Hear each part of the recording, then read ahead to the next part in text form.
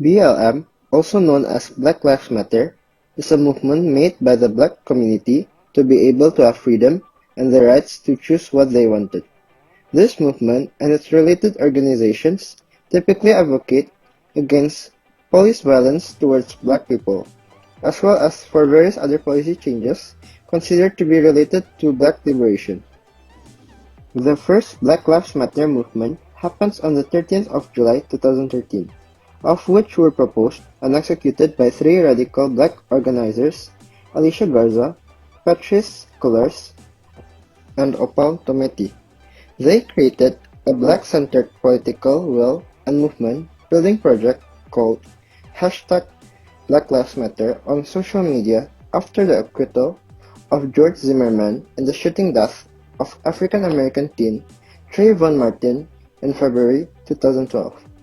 The movement became nationally recognized for street demonstrations following the 2014 deaths of two African Americans, Michael Brown, resulting in protests and unrest in Ferguson, Missouri, a city near St. Louis, and Eric Garner in New York City. Currently, the movement was about George Floyd's death. He was killed by officers after being choked to death because a store employee believed that George paid his cigarettes with a counterfeit $20 bill. Therefore, the employee decided to ask George to return the cigarettes, but he refused. That is when the employee decided to call the police instead.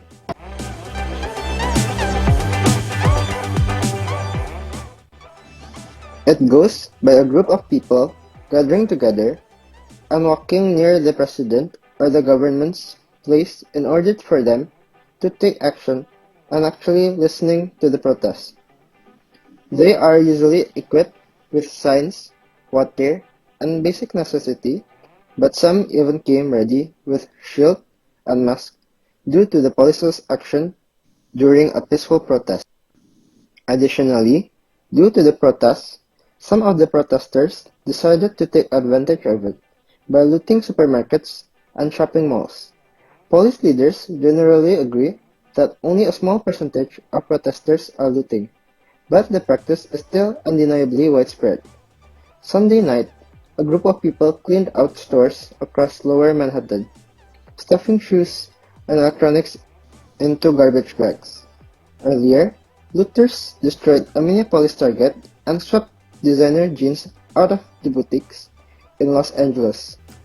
Public opinion on race and criminal justice issues has been steadily moving left since the first protests ignite over the fatal shootings of Trayvon Martin and Michael Brown, and since the death of George Floyd in police custody on May 25, public opinion on race, criminal justice, and the Black Lives Matter movement has leaped leftward. Over the last 2 weeks, support for Black Lives Matter increased nearly as much as it had over the previous 2 years. The protesters are just wanting the government to treat the immigrants and black people equally as the people of the whites and the local and not like trash. Just like gay rights activists being accepted in several countries already, the black people groups also wanted to be accepted. Then, they could also limit the amount of equipment being able to be used during a harsh demonstration or a shooting. The Voice of America, the US agency for global media's flagship operation, is putting its own spin on coverage of the Black Lives Matter riots in the United States. It's a spin consistent with much of the rest of the mainstream media, the CNNs, of the world, and hardly represents an accurate image of what is going on in America today.